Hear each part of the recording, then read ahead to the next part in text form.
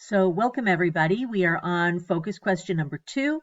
How did the founders compromise to create a constitution? We're still on focus question number 2. So I have to say something important first. We were in the middle of a really big task called Compromises at the Constitutional Convention, where we were learning about all these compromises and how difficult it was for them to reach agreements to make a constitution. We were up to the 4th and final part of that really long task. We'd been working on it for almost a week. Here's the problem. I don't know who has the packet at home or who left the packet at school. Here's what I do know. I know that everybody was working incredibly hard. I know that you all created maps and bar graphs that showed very clearly which states had a large population of free people and which states had a small population of free people and which states had a large population of slaves and which state had a small population of slaves. And that's really the important information we need to move forward. I know that everyone was working hard, and I will honor the work that you completed up to part 4. But at this point, we have to move forward a little bit differently. Here's what we've learned so far. The Articles of Confederation were the first constitution, and they were a disaster. They made the United States incredibly weak. We couldn't raise money. We couldn't solve arguments between states. Other countries were basically laughing at us. We knew we needed a new constitution, and so delegates met in Philadelphia in 1787 to revise the Articles of Confederation and maybe make a new constitution altogether.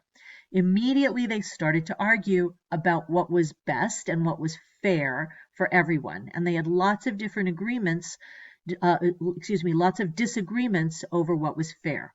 Here's the problem. If they can't agree, if they can't come up with a constitution and a form of government, then there would be no United States at all. We would end up being 13 separate little countries that were all incredibly weak. They needed to compromise. They needed to reach agreements that everyone could live with and everyone could move forward. Stop. What are we thinking about? We're thinking about compromises, which are ways to solve a problem so everyone can move forward.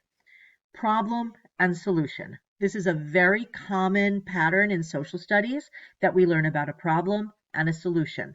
So to organize the information, whenever you see anything about problem and solution, you're going to want to make a chart. So create a Google Doc or draw in a notebook or print the slide chart that's coming up next. And here's the slide chart. So you can see on the left, we have the problems. These are the 3 problems that the delegates at the Constitutional Convention are going to have to solve. And I filled in the first compromise, the Great Compromise. Each state counts the same in the Senate and differently in the House of Representatives. That satisfied the big states that had a big population. They felt like they were being treated fairly. And it also satisfies the small states that had a small population. They felt like every state should have the same vote, the same say in making laws. So this felt like it was fair to both sides. Here's what we've learned so far. The Great Compromise solved the problem of how each state would vote and have a say in making laws for the whole country.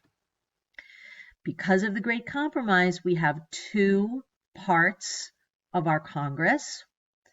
The Senate is represented by 2 senators from each state. The House of Representatives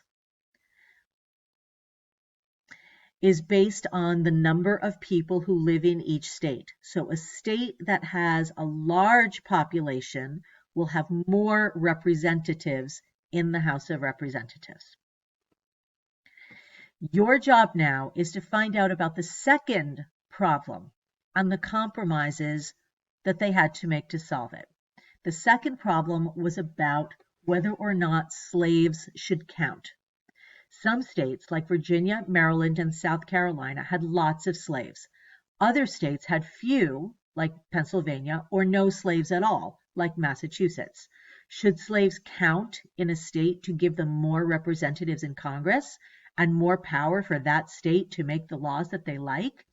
This was a huge argument that almost broke the Constitution. Here's what you're going to do. You're going to watch the Brain Pop video called Constitutional Convention, or read the textbook pages 212 to 217 on Google Classroom. You're going to fill in the information about the second problem and compromise on your chart. Then put information into the graphic organizer called 3/5 Compromise Graphic Organizer document on Google Classroom. I will be checking that later to make sure that you are understanding the important information about the second compromise. If you have questions, if you have concerns, if you want to talk it out, which I completely understand because this is a very, very terrible compromise, please email me. Okay, babies, talk to you later.